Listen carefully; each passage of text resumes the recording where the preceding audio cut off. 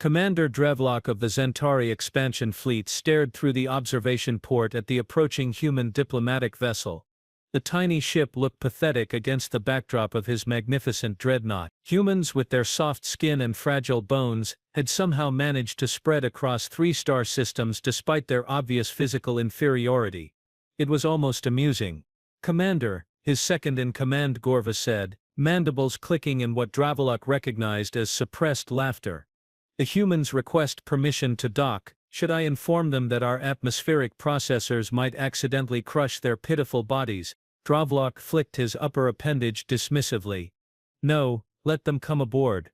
The High Council wants this alliance, though I cannot fathom why. Their species barely survived their own planetary wars, and now they think they can stand among the galactic conclave. Huh! But orders are orders." "Very well, Commander. I will prepare the reception area. Should we lower the gravity to accommodate their weak musculature?" "Yes. Yes. And raise the oxygen levels. I don't want them fainting during negotiations. That would be embarrassing for everyone involved." Drevlock adjusted his ceremonial armor, the platinum alloy plates shifting with a satisfying clink. "Also, prepare translation units. I refuse to struggle through their primitive linguistic patterns." The bridge crew chittered with amusement. The Centauri had conquered 17 star systems, their exoskeletal bodies and superior technology making them natural dominators. Humans were just another species to be tolerated, perhaps exploited, but never respected. "Commander," the communications officer called out, "the human vessel has transmitted their delegation roster, 6 representatives total. Their lead negotiator is a female." Drevlock's antennae twitched in disbelief. "A female? For critical diplomatic negotiations? Do they mean to insult us?" "Perhaps they don't understand our customs," Gorva suggested, though his tone indicated he knew better. The humans had been provided extensive briefings on Centauri culture, including the tradition that only battle-hardened males conducted high-level diplomacy. "What is this female called?" Drevlock demanded, his scales flushing red with irritation. "Ambassador Tessa Morgan, sir. Her credentials list her as a former military officer and current head of their interstellar relations department." Drevlock made a guttural sound deep in his thorax. "Military officer, their females serve in combat. How absurd! Their species is even more illogical than I thought." "The docking procedure will complete in approximately 15 minutes, Commander," the navigation officer reported. "Fine. I will be in my quarters. Alert me when these humans are ready to be received." Drevlock stormed off the bridge, his clawed feet clicking against the metallic floor. In his private chambers, Drevlock reviewed the data files on humans once more. Such a catatary species, physically inferior in nearly every measurable way, weaker, slower, less durable, yet somehow they'd managed to repel the Krex invasion of their colony world Proxima Centauri b just 3 solar cycles ago. The military analysts attributed it to unconventional tactics and adaptive strategy. But Drevlock suspected it was merely luck. The door chime interrupted his thoughts. "Enter," he commanded. Science Officer Pelvac stepped in, his younger, smaller frame making a respectful bowing gesture. "Commander, I have completed my analysis of human physiology as you requested." And anything useful?" "Yes, sir. While humans appear physically weak, they possess several unexpected adaptations. Their endurance exceeds our own by a significant margin. They can sustain physical activity for extended periods that would exhaust even our elite warriors." Drevlock waved a dismissive claw. "Endurance means little in modern combat. A single pulse blast ends the battle regardless of how long they can run." "There's more, sir. Their psychological profile is concerning. Humans show a remarkable propensity for what they call spite, continuing to fight despite logical reasons to surrender." "All species fight for survival," Drevlock countered. "This is different, sir. According to our psychological models, humans will often accept personal harm if it means inflicting greater harm on an enemy. It's not rational by Centauri standards." Drevlock's antennae flattened against his skull. "You sound impressed, Science Officer." "Cautious would be a better term, Commander. I believe we should approach these negotiations with more diplomatic flexibility than initially planned." The intercom chirped before Drevlock could respond. "Commander, the human delegation has docked." They will be ready for reception in 10 minutes. Acknowledged. Dravlok turned back to Pelvac. Your concerns are noted, Science Officer, but remember I have faced beings from across the galaxy. One soft-skinned species with a penchant for self-sacrifice doesn't concern me. Pelvac bowed again. Of course, Commander. I merely thought you should have all relevant data. And now I do. Dismissed. The reception hall had been modified to accommodate human physiological needs, much to Dravlok's annoyance. The temperature had been increased to an uncomfortable level, gravity reduced by 20% and the normally dimmed lighting brightened to match the humans' sunlit homeworld. Dravlok stood with his senior officers towering over the entry door where the humans would soon appear. At nearly 8 feet tall with his chitinous exoskeleton gleaming under the lights, he knew he presented an imposing figure. Good. Let these humans feel properly intimidated from the start. The doors slid open, and the human delegation entered. Dravlok immediately identified Ambassador Morgan leading the group. She was tall for a human female, perhaps 5'10" with dark skin and hair cut short against her scalp. Her face betrayed no emotion as she surveyed the room. Her eyes brown, Dravlok noted, like fertile soil moving methodically from one Zentari officer to another before finally settling on him. Commander Dravlok, she said, her voice clear through the translation device at her throat. On behalf of the United Earth Government, I thank you for hosting us aboard your impressive vessel. Dravlok clicked his mandibles in the Zentari equivalent of a forced smile. Ambassador Morgan, your presence honors us, though I confess surprise at finding a female leading such an important mission. If the jab offended her, she gave no indication. Instead, her lips curved slightly upward in what humans calls a smile. On Earth, Commander, we select representatives based on qualification rather than gender. I assure you, I am fully authorized to negotiate on humanity's behalf. There was something in her tone, a subtle edge beneath the diplomatic smoothness that made Dravlok's antennae twitch. This female wasn't intimidated. If anything, she seemed almost amused. Then let us proceed to the conference room, he said stiffly. We have much to discuss regarding your species' petition to join the Galactic Conclave. Actually, Commander, Morgan interjected, we were hoping to first take a tour of your magnificent ship. It would help us better understand Centauri capabilities and culture. The audacity. Dravlok exchanged glances with Gorva, who looked equally shocked. Ambassador, military vessels are not tourist attractions. Of course not, Morgan agreed smoothly. Consider it a gesture of trust between potential allies. We have provided extensive access to our own vessels during previous diplomatic exchanges. Dravlok felt trapped. Refusing would appear hostile or worse, fearful. Very well, a limited tour can be arranged. Excellent, Morgan replied with another smile that didn't quite reach her eyes. I'm particularly interested in your propulsion systems. We have heard the Centauri have made remarkable advances in faster-than-light travel. Now Dravlok was certain this was not a diplomatic courtesy request but an intelligence-gathering operation. He clicked his mandibles in annoyance. Engineering sections are restricted, Ambassador, but I would be happy to show you our recreational facilities and mess hall. For the first time, a flicker of genuine emotion crossed Morgan's face, disappointment quickly masked by diplomatic poise. As you wish, Commander, we appreciate whatever access you deem appropriate. The tour proceeded with tense formality. Dravlok watched the humans carefully, noting how they observed everything with keen interest. The other 5 members of Morgan's team included 2 males who appeared to be security personnel, though they carried no visible weapons, and 3 aides, 2 females and 1 male who took notes on small electronic devices. Your life support systems are quite sophisticated, Morgan commented as they passed through a hydroponics section, much more advanced than our current technology. The Centauri have been spacefaring for over 8 centuries. Dravlok replied, unable to keep a note of superiority from his voice. Your species only achieved interstellar travel. What, 60 years ago? 57, Morgan corrected pleasantly. We are quick learners, though. Indeed. Though some lessons can only be taught by time and experience. Morgan stopped walking, turning to face him directly. Are you suggesting humans aren't ready for the conclave, Commander? The directness of her question violated diplomatic protocol, and Dravlok felt a surge of satisfaction. Finally, the human showed her inexperience. I merely observe that your species is young. The conclave membership carries responsibilities that require maturity. Youth has its advantages, Commander. Innovation, adaptability, hunger. The last word carried a strange emphasis that made the fine hairs on Dravlok's neck bristle. Hunger can lead to poor decisions, Ambassador. So can complacency, she countered.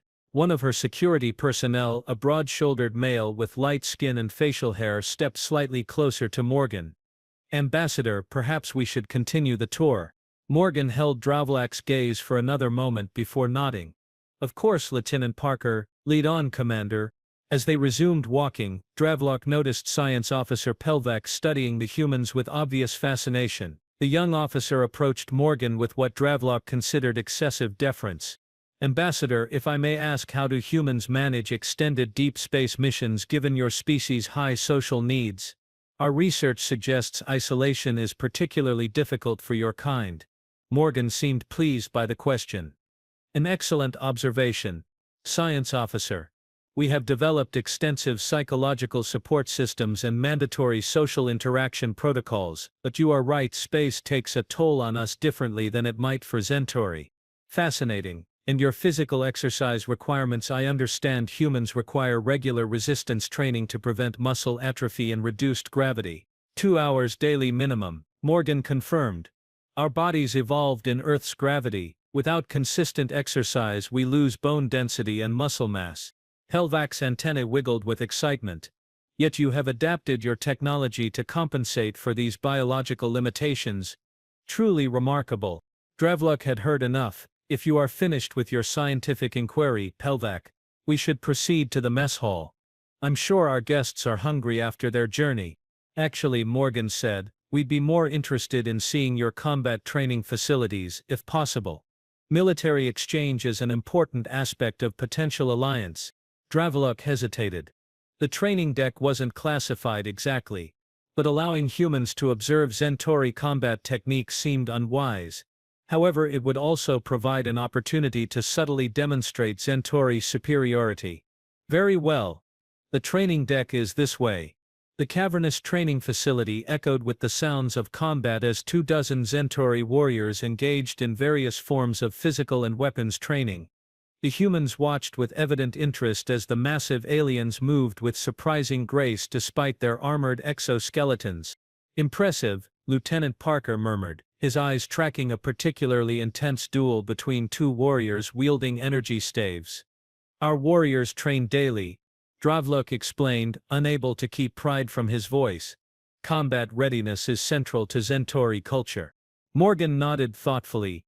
We have similar traditions on Earth, though our methods differ considerably. Would your warriors be interested in a friendly exchange? Perhaps a demonstration of human combat techniques? Dravlok nearly laughed aloud. Was she serious? The smallest Centauri warrior outweighed the largest human by at least 100 pounds with natural armor and significantly greater strength. Ambassador, I appreciate your enthusiasm, but I wouldn't want any of your people injured before negotiations even begin. Morgan's expression remained neutral, but her eyes hardened slightly. Your concern is noted, Commander, but unnecessary. Lieutenant Parker and Sergeant Wilson are both qualified hand-to-hand combat instructors. They know their limitations. Now it was a challenge one Dravlok couldn't easily refuse without appearing fearful. He clicked his mandibles in thought, then made a decision. Very well, a brief demonstration might be educational. He turned and beckoned to a nearby warrior. Trainee Crag. Approach. A young Centauri, young meaning merely 50 Earth years, stepped forward. Though considered inexperienced by Centauri senders, Craig still stood 7 feet tall with a heavily muscled frame and thick exoskeleton. Trainee Craig will participate in your demonstration, Dravlok announced. He is still learning but should provide an adequate partner. Morgan conferred briefly with her security personnel, then nodded. Sergeant Wilson volunteers. The female security officer stepped forward. She was shorter than Morgan with muscular but compact build and auburn hair pulled back tightly. Dravlok estimated she weighed perhaps 1/3 what Crag did. What are the parameters of this exchange? Morgan asked. Standard training protocols, Dravlok replied. No lethal strikes. Combat continues until surrender, incapacitation, or until I call a halt. Your sergeant may use whatever technique she wishes. And weapons? Morgan inquired. This will be unarmed combat only. Dravluk stated firmly. No need to risk actual injuries with weapons involved. Sergeant Wilson removed her uniform jacket, revealing a fitted black undergarment that covered her arms but let her surprisingly well-muscled shoulders exposed. She stretched briefly, then nodded to trainee Crag. Ready when you are, big guy. The young Centauri looked to Dravlok for confirmation, clearly confused by being addressed so informally. Begin, Dravlok ordered, expecting a very brief and educational demonstration of Centauri physical superiority. Crag approached cautiously, clearly unsure how much force to use against the small human. Wilson circled to her left, light on her feet, hands raised in a defensive posture unfamiliar to Dravlok. Krog lunged suddenly, reaching for Wilson with his primary arms. The human moved with surprising speed, ducking under the grab and spinning behind the Centauri. Before Krog could turn, Wilson delivered a precise strike to a joint in his rear leg armor. The young warrior stumbled, clearly surprised. His mandibles clicked in annoyance as he spun around, more aggressive now. He charged using his full weight and strength in a rushing tackle that would have flattened most opponents. Wilson didn't attempt to block, that would have been suicide against a Centauri charge. Instead, she waited until the last possible moment before sidestepping and using Crag's momentum against him, adding a strategic push that sent him crashing into the training mat with a thunderous impact. The room fell silent. Every Centauri warrior had stopped to watch.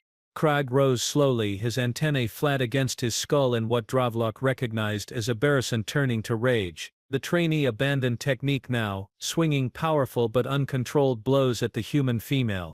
Wilson evaded each attack with efficient movements, never staying still, never attempting to match strength with strength.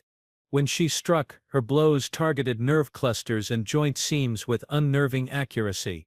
After 2 minutes of increasingly frustrated attacks, Crag was visibly tiring. Wilson, however, seemed barely winded.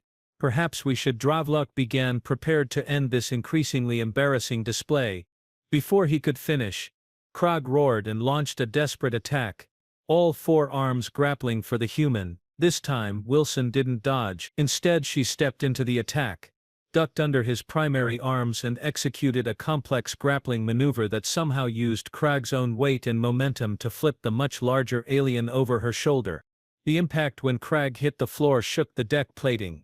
Wilson immediately followed with a precision strike to a nerve cluster at the base of his skull, a vulnerable point few non-Centauri should have known about. Krag went limp, temporarily paralyzed by the neural shock. Wilson stepped back, not even breathing hard. Thank you for the exchange, trainee Krag. You have considerable natural strength. Dravlok's mandibles clicked rapidly in disbelief. The human female had systematically dismantled a Centauri warrior, a trainee. Yes, but still a Centauri without apparent effort. Worse, she'd targeted vulnerabilities in Centauri physiology that were not widely known outside their species. Ambassador Morgan approached, her expression carefully neutral, though Dravlok detected a hint of satisfaction in her eyes. Thank you for allowing the demonstration, Commander. Sergeant Wilson specializes in xenophysiological combat adaptation. Her techniques emphasize efficiency over brute force. So I observed. Dravlok replied stiffly. An impressive display, though against a fully trained warrior the outcome would have been quite different. No doubt, Morgan agreed with diplomatic smoothness. This was merely an educational exchange. We have much to learn from each other. The underlying message was clear. Humans were not as weak as they appeared, and they knew more about Centauri vulnerabilities than Dravlok had realized. The implications were disturbing. Perhaps we should proceed to the conference room now, he suggested, eager to move past this unsettling demonstration. The formal negotiations should begin. Of course, Commander. Lead the way. As they exited the training deck, Dravlok noticed his warriors watching the humans with new eyes, not dismissive or contemptuous now, but wary and evaluating. That single demonstration had shifted something fundamental in how they perceived these soft-skinned aliens. Science Officer Pelvac fell into step beside him, speaking in the clicking subharmonic language that human translators couldn't detect. Commander, I believe we may have underestimated these humans. Dravlok responded in kind. One demonstration proves nothing. The female exploited weaknesses in an inexperienced trainee. Her knowledge of our neural structure was precise, Pelvac insisted. And her technique showed evidence of extensive study of our physiology. Dravlok felt a chill along his carapace. The implications were concerning, but he wouldn't admit it. Monitor the humans closely during negotiations. I want to know what else they might be hiding. The conference room was designed to intimidate. The Centauri delegation sat elevated on one side of a crescent-shaped table, forcing the humans to look up during discussions. The lighting was kept slightly dimmer than human preference, and the seats provided for the Earth delegation were deliberately less comfortable than Centauri standards. None of these tactics seemed to affect Ambassador Morgan. She arranged her team efficiently, reviewed her notes, and banned the proceedings with calm authority.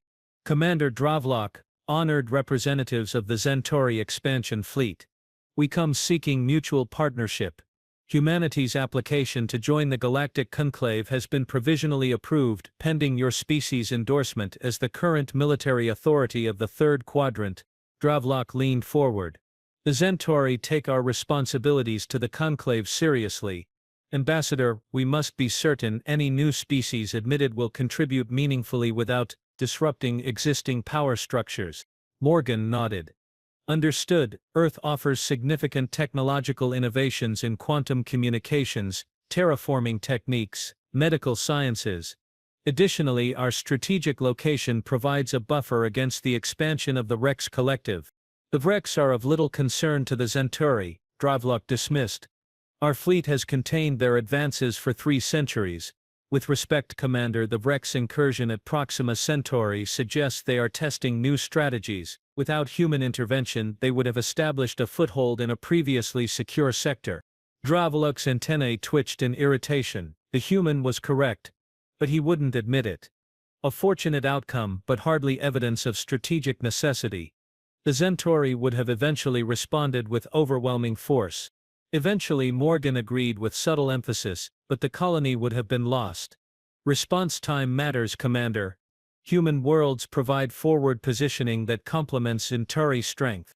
The negotiations continued for hours, with Morgan demonstrating an unexpectedly thorough understanding of Galactic Conclave politics, military strategy, and Centauri cultural values. Dravlok found himself increasingly frustrated by her unflappable competence and her team's obvious preparation. During a brief recess, Gorva approached Dravlok privately. The humans are more formidable negotiators than anticipated, Commander. They have been coached, Dravlok replied dismissively. Probably by the Tellurians. Those six-eyed diplomats have always had a soft spot for underdeveloped species. Perhaps. But the human female seems to have independent insight into matters that aren't public knowledge. Their data on Rex movement patterns is more current than our own intelligence reports.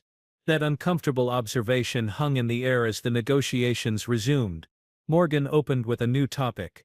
Commander, we'd like to discuss resource-sharing agreements, particularly regarding the helium-3 mining operations in the Barnard Star system.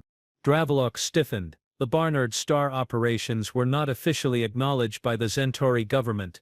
The system fell within disputed territory, and the mining activities operated in a legal gray area under conclave regulations. I'm not familiar with any such operations, he replied carefully.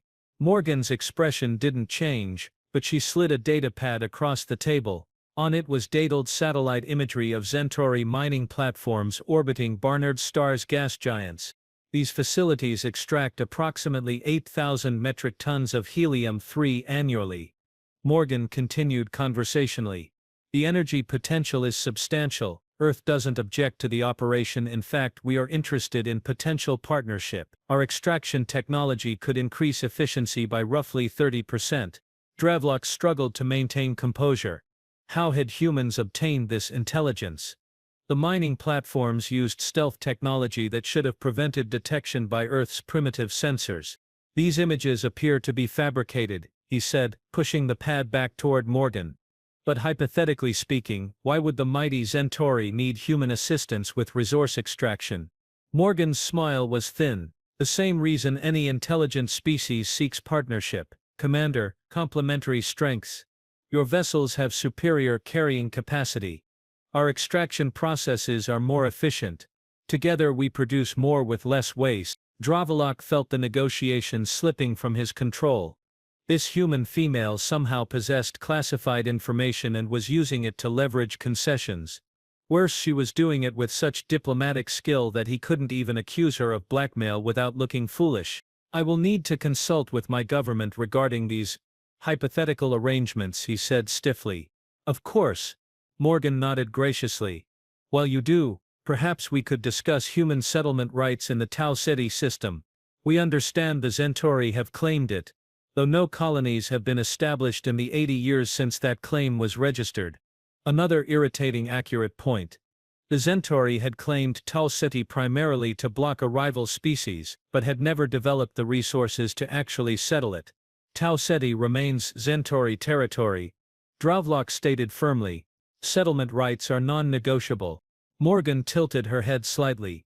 Even if those rights remain unused while millions of humans seek new homes, the Conclave Charter specifically addresses territorial claims that remain undeveloped for more than 50 standard years.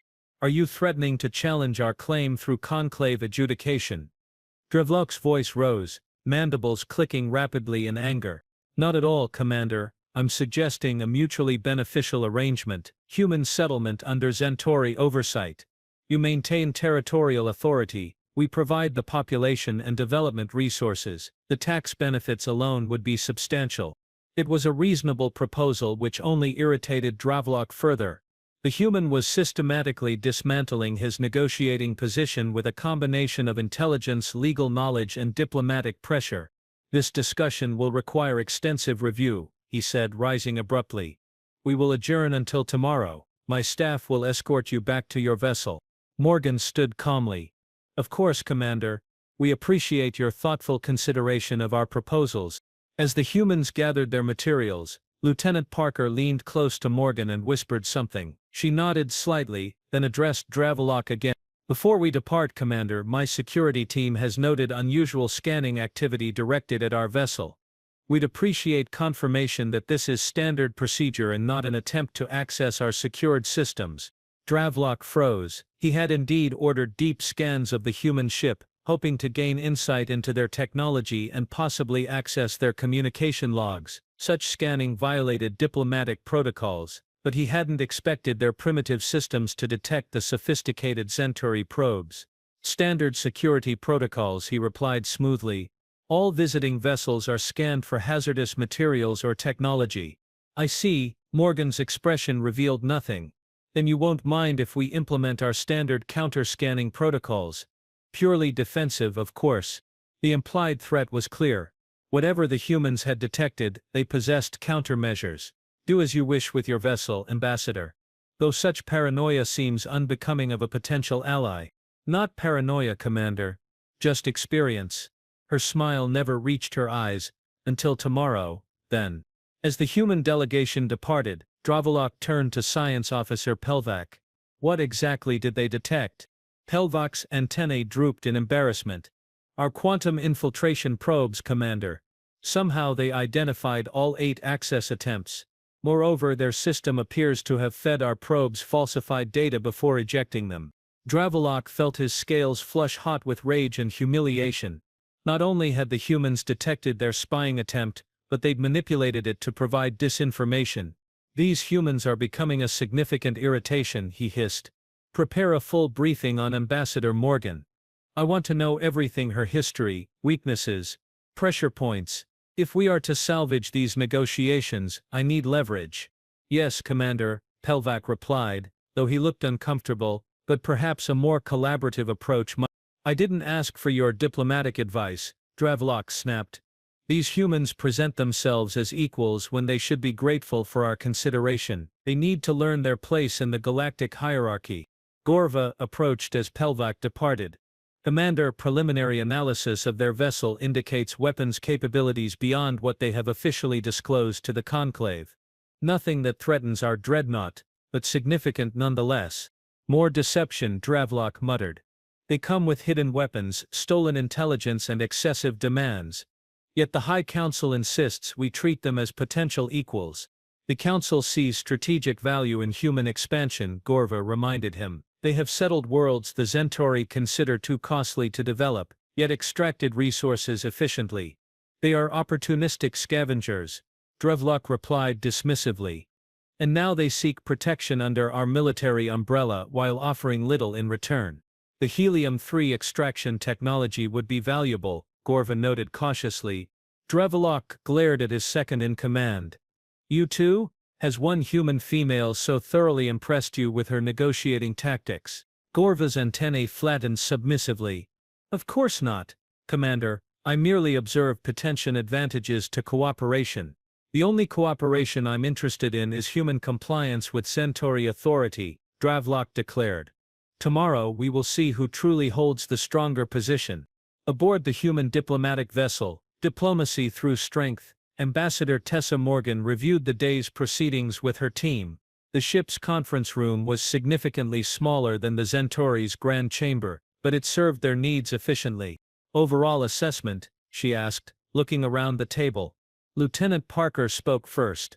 Commander Drevlok is exactly as intelligence predicted. Arrogant, dismissive, and dangerously underestimating us. Their scanning attempts were clumsy by our standards, which means they are either incredibly confident or incredibly foolish, Morgan replied, possibly both. Dr. Jana Novak. The delegation's xenop psychologist tapped her datapad thoughtfully.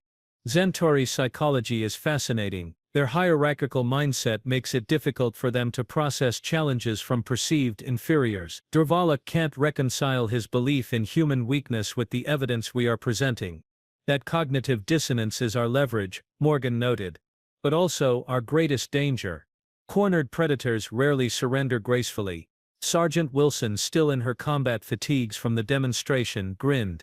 That trainee's face, or whatever you call that mandible arrangement when I flipped him, priceless. The entire room went silent. Don't get cocky, Sergeant, Morgan cautioned. You caught them by surprise. Tomorrow they will be prepared. Speaking of surprises, Communications Specialist Rivera interjected. Our systems detected extensive communications between Drevlok's vessel and Centauri High Command immediately after our departure. They are requesting information about you specifically, Ambassador. Morgan nodded. Unsurprised. Let them research. My official background is thorough enough to seem complete while revealing nothing truly useful. What's our approach for tomorrow? Asked Dr. Patel, the final member of the delegation and their technology expert. Drevlok seemed particularly agitated about the Barnard's Star operation. We push harder, Morgan decided. The Centauri respect strength above all else. Our best path to genuine alliance is demonstrating that humans can't be intimidated or manipulated. Lieutenant Parker frowned. That's a risky strategy with a species known for violent responses to perceived challenges. All first contact situations carry risk, Lieutenant.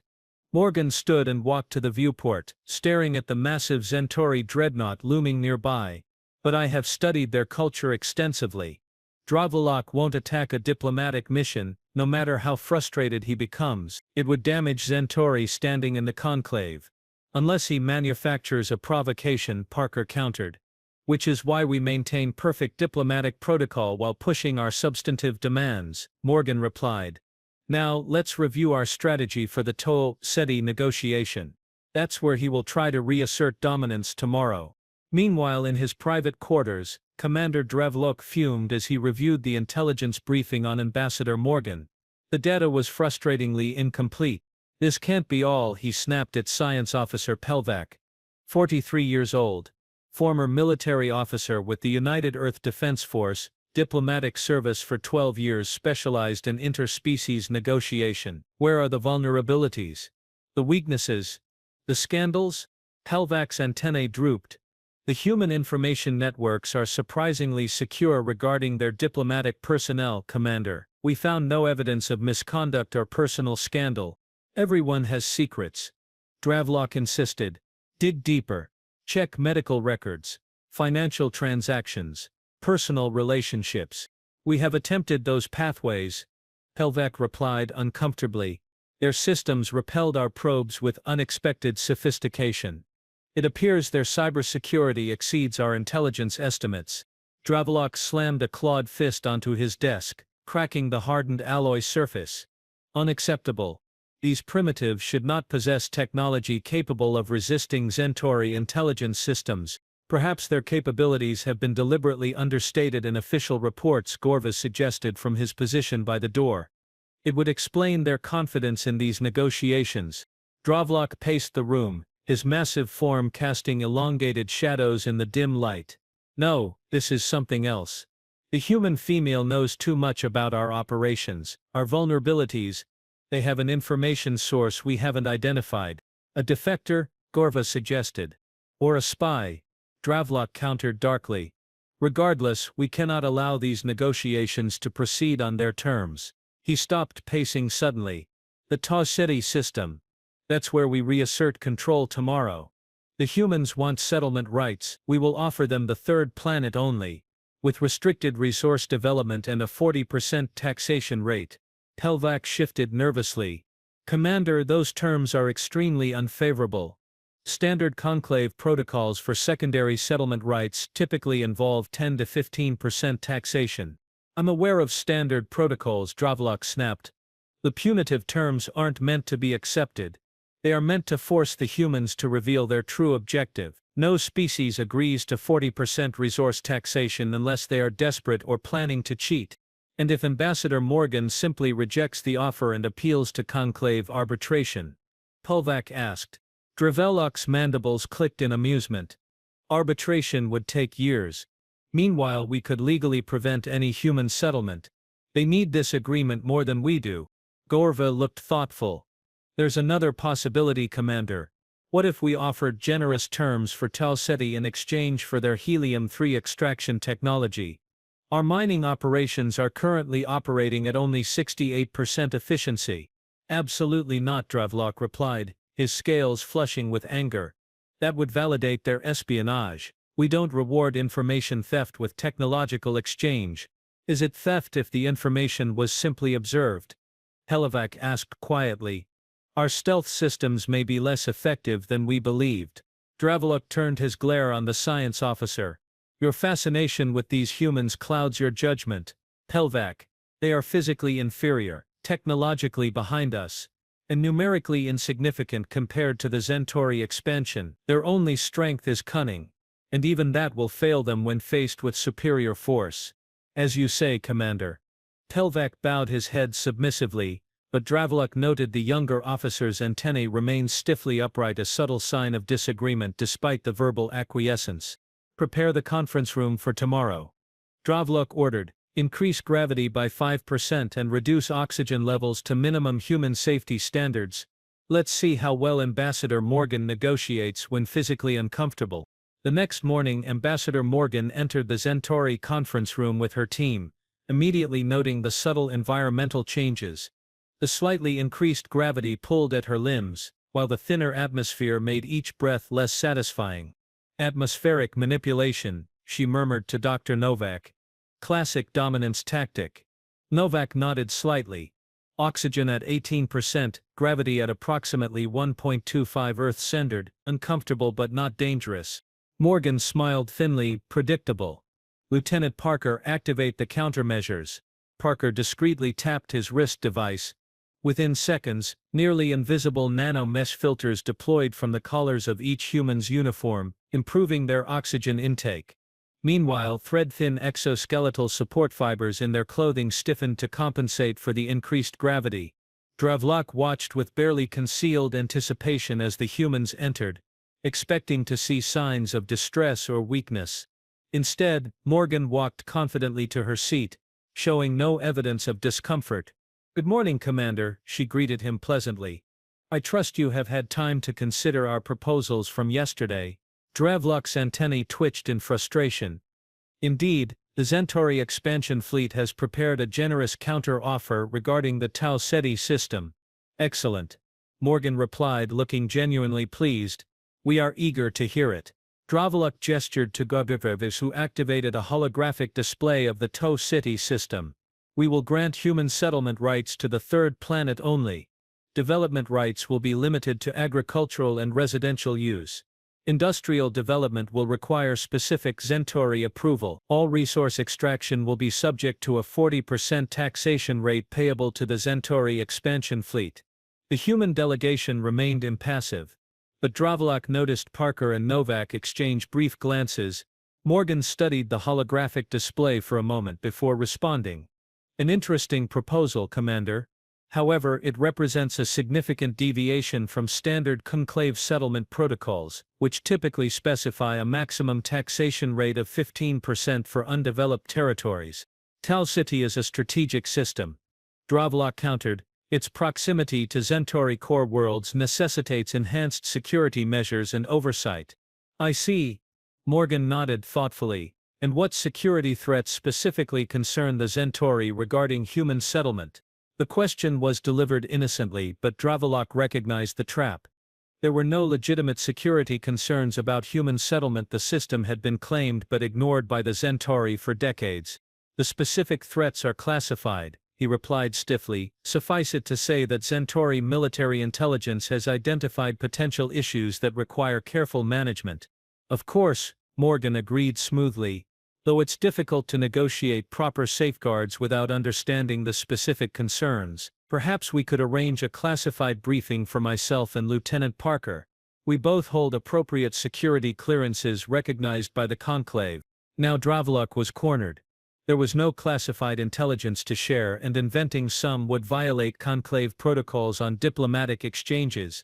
That won't be necessary, he said after an uncomfortable pause. Perhaps we could revise the taxation rate to 30% as a gesture of good faith. Morgan smiled. Commander, I appreciate the concession, but I think we need to address the underlying issue. The Centauri claimed Tau Ceti nearly 80 years ago but have made no substantive development efforts. Under Conclave Charter Article 47, such dormant claims are subject to challenge after 50 standard years. Are you threatening to challenge our territorial rights? Dravlak's voice rose dangerously. Not at all, Morgan replied calmly. I'm suggesting that both our species would benefit from an arrangement more aligned with Conclave norms. Humans gain settlement rights with standard taxation rates and development protocols. The Centauri maintain technical sovereignty while receiving reasonable resource revenues without investment cost. It's the same proposal as yesterday, Commander. It was fair then and it remains fair today. Dravlak's scales flushed deep crimson with anger. This human female continued to outmaneuver him diplomatically, citing conclave regulations with precision while maintaining perfect diplomatic composure. The Centauri do not relinquish claimed territory, he stated flatly, especially not to species seeking easy access to resources they lack the strength to secure themselves. A subtle change came over Morgan's expression, a hardening around the eyes, a slight straightening of her posture. Commander, humanity doesn't question Centauri territorial claims. We seek partnership, not confrontation. However, I feel compelled to clarify something. Humans don't lack strength. We simply prefer to exercise it through cooperation rather than dominance whenever possible. A diplomatic way of concealing weakness. Dravlak retorted. Your species can barely survive in space without extensive life support. Your bodies break easily, your lifespans are pathetically brief. Yet you presume to negotiate as equals with the Centauri. The room fell silent. Even Gorva and Pelvac seemed shocked by the commander's diplomatic breach. Morgan remained perfectly still for a long moment. When she finally spoke, her voice was quiet but crystal clear in the tense silence. Commander Dravlak, I had hoped to avoid this conversation, but you leave me no choice. Humanity's physical characteristics are indeed different from the Centauri. We evolved on a world with higher gravity, denser atmosphere, and more extreme temperature variations. Our bodies adapted accordingly. She leaned forward slightly. What you perceive as weakness is in fact specialization. Humans don't have exoskeletons because we developed intelligence and tool use instead. We don't have natural armor because we created artificial protection. We don't live 300 years because we learned to accomplish more in less time. Dravlak clicked his mandibles dismissively. Pretty words to disguise evolutionary inadequacy. Not inadequacy. Efficiency. Morgan's gaze never wavered. The Vrex discovered this distinction when they attempted to invade Proxima Centauri b. Do you know what happened to the Vrex assault commander? Irrelevant. Dravlok snapped, though his antennae twitched with interest. Not irrelevant at all, Morgan countered. General Vorkath of the Vrex Collective led their invasion force personally. He shared your assessment of human physical capabilities. He now serves as an object lesson in Vrex military academies on the danger of underestimating adaptive species. She tapped her datapad and a holographic image appeared above the conference table, a massive armored Vrex commander on his knees before a single human female soldier, his primary combat limb severed, his facial carapace shattered. Captain Amara Okafor. Morgan identified the human soldier. 5 feet, 6 inches tall. 140 pounds. She engaged Vorkath in direct combat after he slaughtered her unit. Using adaptive tactics and environmental leverage, she defeated a being 3 times her size with natural armor and superior strength. The image shifted to show a medical readout. Vorkath suffered 17 fractures, neural disruption and permanent damage to his primary sensory organs. Captain Okafor sustained multiple lacerations and 3 broken ribs, but remained combat effective. Dravlok stared at the image, mandibles clicking rapidly in agitation. A statistical anomaly, one exceptional human against an overconfident Rex proves nothing. Perhaps Morgan conceded, but it should raise questions about your assumptions, Commander. Humans don't need exoskeletons to break them. We don't need natural armor to penetrate it. We don't need 300-year lifespans to change the course of history in a single generation. Science Officer Pelvak leaned forward, fascination overcoming protocol. Ambassador, how did Captain Okafor overcome Vorakath's neurotoxin immunity? Rex biochemistry should have rendered human-carried paralytic agents ineffective. She adapted, Morgan replied simply. When conventional weapons failed, she improvised. The human brain makes connections rapidly under stress. Captain Okafor observed that Vorkath avoided direct contact with the planet's oceans during the initial invasion. She theorized that something in our colonized water might affect Vrik's physiology. She lured him into a flooded area and confirmed her hypothesis. Fascinating, Pelvak murmured, ignoring Dravlok's glare. The adaptation speed of human cognition under threat conditions is remarkable. We have had considerable evolutionary pressure to develop quick thinking, Morgan agreed with a slight smile. Earth's predators were numerous and varied. Enough, Dravlok slammed his fist down. These war stories do not change the fundamental reality. Humans seek Centauri protection while offering minimal strategic value in return. The terms for Taucities stand: accept them or pursue conclave arbitration. Morgan sighed and stood slowly. Commander, I have attempted to engage in good faith negotiation. I have presented fair terms based on established conclave protocols. I have demonstrated humanity's value as allies rather than subordinates. You have responded with deliberately punitive proposals and thinly veiled contempt. She gestured to her team. We will adjourn briefly to consider our options. Perhaps when we return we can find a more productive approach. As the human delegation prepared to leave, Dravlok felt a surge of satisfaction. The female was finally backing down, retreating to reconsider her untenable position. One moment, Ambassador, he called out. Before you depart, I'm curious about something. How exactly did humans detect our mining operations in the Barnard star system? Those facilities use advanced stealth technology that should be beyond your species' detection capabilities. Morgan paused at the door, then turned back with an enigmatic smile. We looked, Commander. Impossible, Dravlok scoffed. Your sensors lack the necessary resolution and range. Centauri stealth technology relies primarily on energy signature masking and optical diffraction, Morgan replied casually, effective against conventional scanning methods. However, humans developed alternative detection systems after the Proxima Centauri incident. Dr. Patel spoke up for the first time. Your stealth systems don't account for gravitational microlensing effects.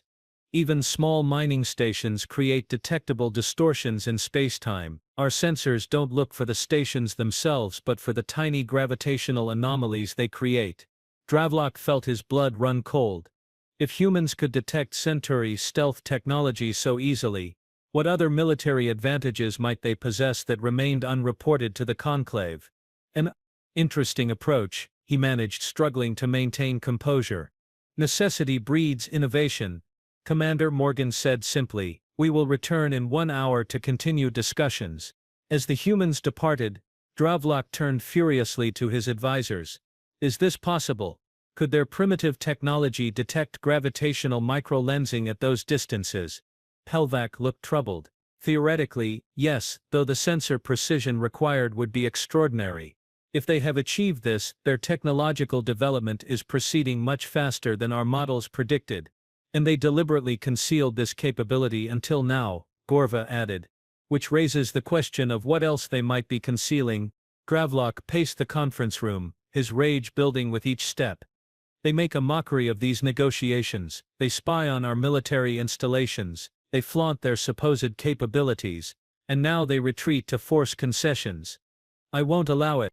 Commander, Pelvac ventured cautiously, perhaps we should reconsider our approach.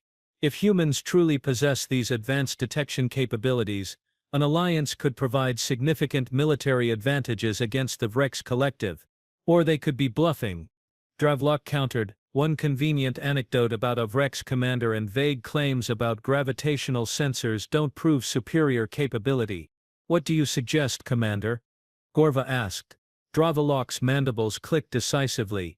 When they return, we demand proof of these supposed capabilities. If they refuse, we expose their deception to the Conclave. Either way, we regain the advantage. Ambassador Morgan sat alone in a small observation lounge aboard the Centauri vessel, watching distant stars through the reinforced viewport. The room had been offered as a private space for the human delegation during the recess, though Morgan suspected it was thoroughly monitored. The door slid open and Science Officer Pelvac entered. He bowed respectfully. Ambassador, I hope I'm not intruding. Not at all, Science Officer, Morgan replied pleasantly. I welcome the company. Pelvac moved to stand beside her at the viewport. I wish to apologize for Commander Dravlok's directness. His approach to diplomacy is sometimes influenced by traditional Centauri martial perspectives. No apology necessary, Morgan assured him. Cross-species communication always involves cultural adjustments. The commander's position is understandable from a Centauri historical context. You are unusually well informed about our history, Pelvac observed. Few non-Centauri comprehend the influence of the expansion era on our diplomatic approaches. Morgan smiled slightly. Understanding potential allies is my profession, Science Officer, just as studying alien physiology is yours. Indeed. Pelvac's antennae twitched with what Morgan recognized as intellectual curiosity. May I ask a personal question, Ambassador? Of course. Why did you choose to demonstrate human combat capabilities in the training room yesterday? The tactical advantage of surprise would have been maintained if you'd concealed those skills. Morgan turned from the stars to face him directly. Because surprise only works once, Science Officer. Lasting alliances aren't built on deception or hidden advantages, but on mutual respect and clear understanding of capabilities. An enlightened perspective, Pelvac acknowledged. Though not universally shared among the Centauri leadership, change often begins with individuals willing to see beyond traditional perspectives, Morgan replied. Your questions during the demonstration suggested an open mind. Pelvac's scales shifted to a lighter shade, a Centauri sign of pleased embarrassment. Human adaptability fascinates me. Your species lacks our natural advantages yet compensates through remarkable innovation. Different evolutionary paths, that's all Morgan said. The Centauri developed physical resilience and strength. Humans developed problem-solving and collaboration. Both strategies proved successful. A comfortable silence fell between them as they both gazed at the stars. The commander will demand proof of your gravitational sensor technology when you return. Pelvac said eventually, he believes you may be bluffing. Morgan smiled. Is this an official warning? Science Officer. An unofficial observation, Pelvac replied carefully. In the interest of productive dialogue, I appreciate your candor. Morgan turned back to the viewport. And how would you suggest we respond to such a demand? Truthfully, Pelvac answered without hesitation. If the technology exists, providing evidence would significantly strengthen your negotiating position. If it doesn't, he left the implication hanging. Then we'd lose credibility, Morgan finished for him. A fair assessment.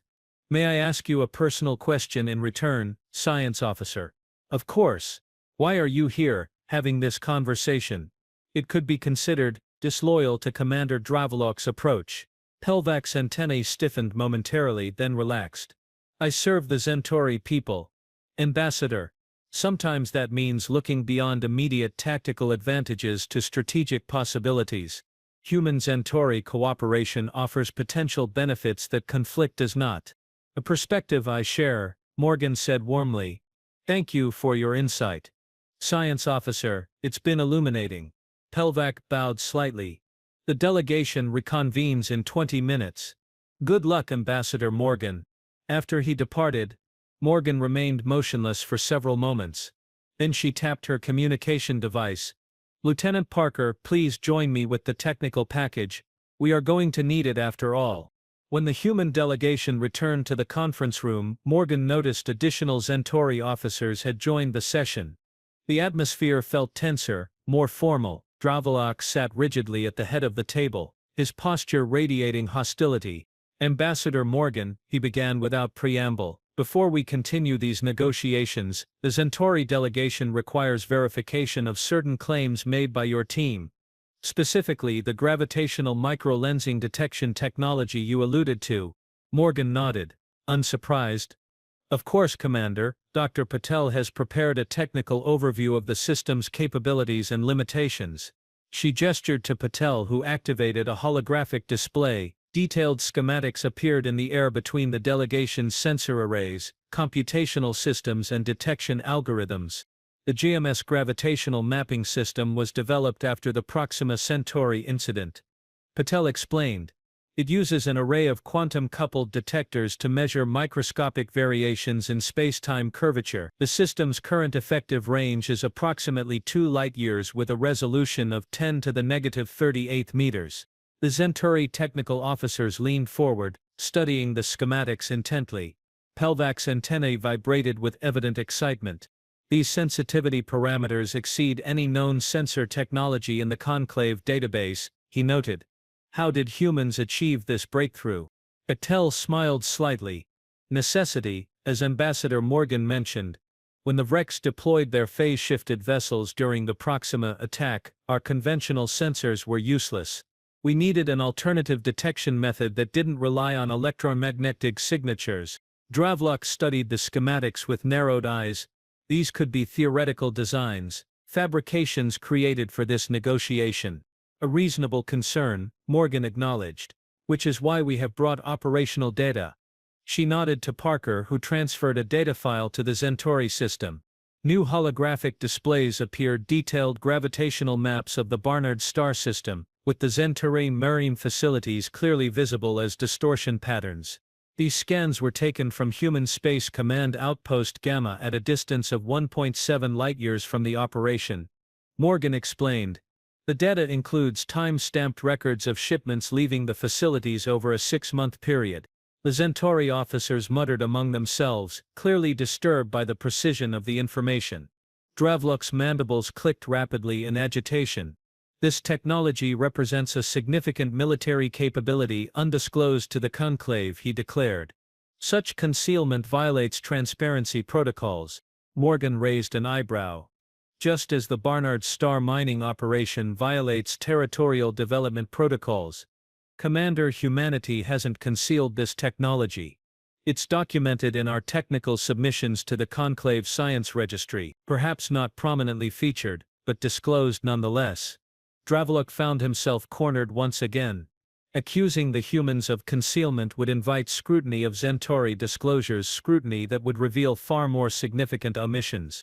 The technical validation is adequate, he finally conceded. However, it doesn't change the fundamental terms of our negotiation. Tau Ceti remains Centauri territory. No one disputes that, Commander, Morgan replied calmly. We merely seek reasonable settlement rights under standard Conclave protocols.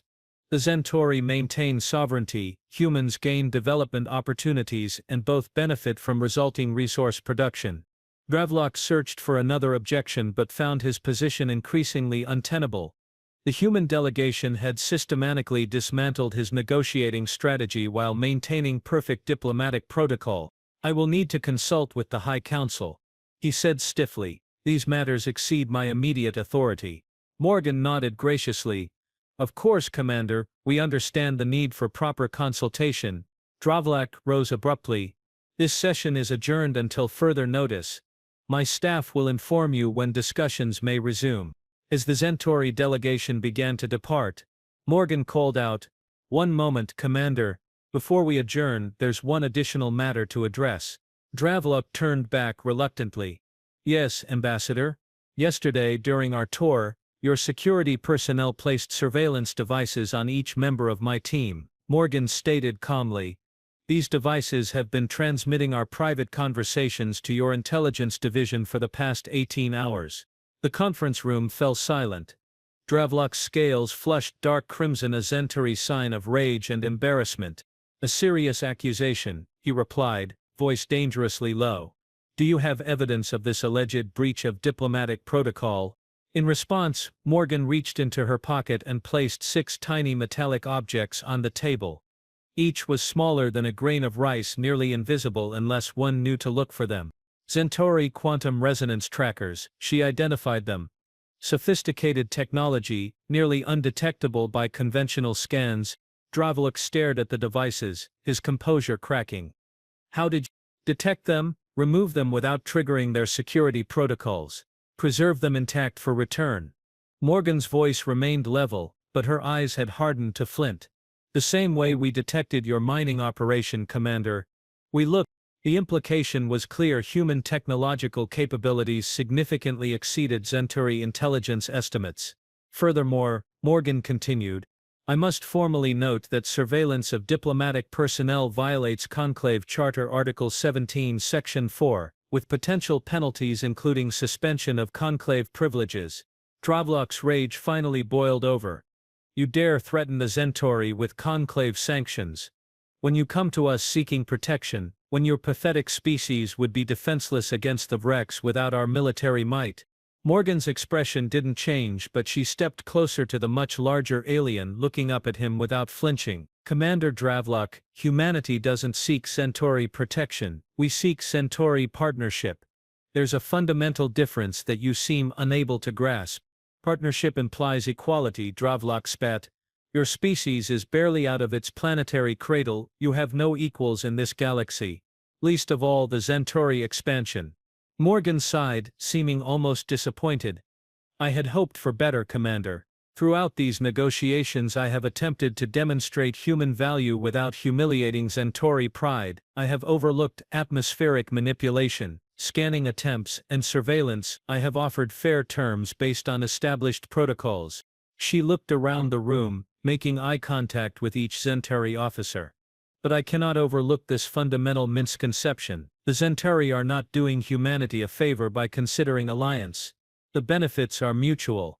The risks shared. If you cannot recognize this basic reality, perhaps the Centauri aren't ready for human partnership after all." Dravlak's control finally snapped completely. With a roar of rage he swung a massive clawed hand at Morgan's face, not a deliberate attack but a gesture of dominance and dismissal common among Centauri males. What happened next stunned every Centauri in the room.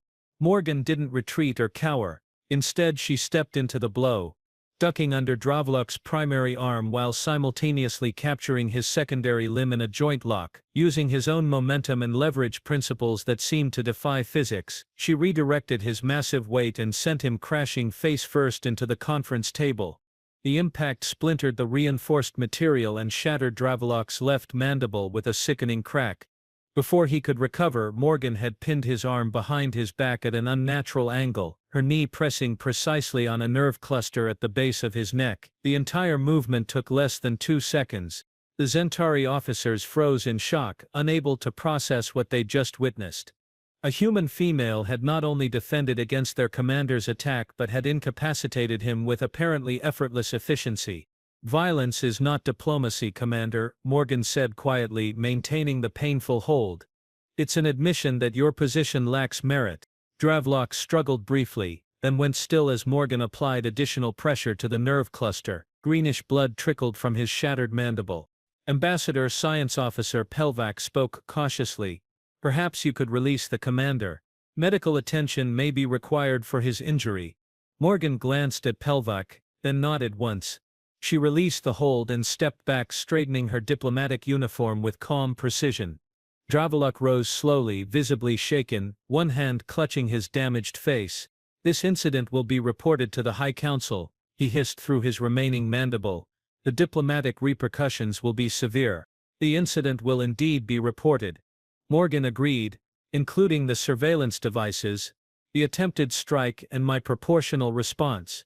The Conclave takes a dim view of physical aggression during diplomatic proceedings. Commander, particularly by the hosting party." She turned to face the other Centauri officers. "My team and I will return to our vessel now. When Commander Dravelok has received medical attention and consulted with the High Council, we would be pleased to resume negotiations, perhaps with additional Centauri representatives present." No one moved to stop the human delegation as they departed. The atmosphere in the room remained frozen in shock until the doors closed behind them. Gorva finally broke the silence. "Commander, we should get you to medical immediately." Draveluk waved him away, still staring at the door through which Morgan had departed. "How?" he demanded of no one in particular. "How did she move so quickly? Counter so effectively?" It was Pelvac who answered. "As she explained yesterday, Commander, humans don't match strength with strength. They use leverage, momentum and precision instead. Ambassador Morgan clearly has extensive combat training." "She broke my mandible," Dravelok said, his voice oddly subdued. "And could have done much worse." "Yes," Pelvac agreed, "but chose restraint instead. Perhaps there's a lesson in that approach." Dravelok looked around at his officers, noting their expressions, not contempt for his defeat, as he would have expected, but thoughtful reconsideration. The humans had systematically challenged every Centauri assumption about their capabilities, culminating in this final, undeniable demonstration. "Contact the High Council," he said finally, his voice roughened by pain. "Inform them that negotiations with the human delegation will require a revised approach." As Dravelok was led away for medical treatment, he found his thoughts returning to Ambassador Morgan's words. Humans don't need exoskeletons to break them. He had dismissed it as empty posturing. Now, with his shattered mandible throbbing in pain, he understood the truth she had been trying to convey all along. Physical strength wasn't the only kind of strength that mattered, and the Centauri, especially Dravelok himself, had severely underestimated humanity's other strengths. It was a lesson he wouldn't forget. His broken pride would heal eventually. His broken jaw would remind him until it did.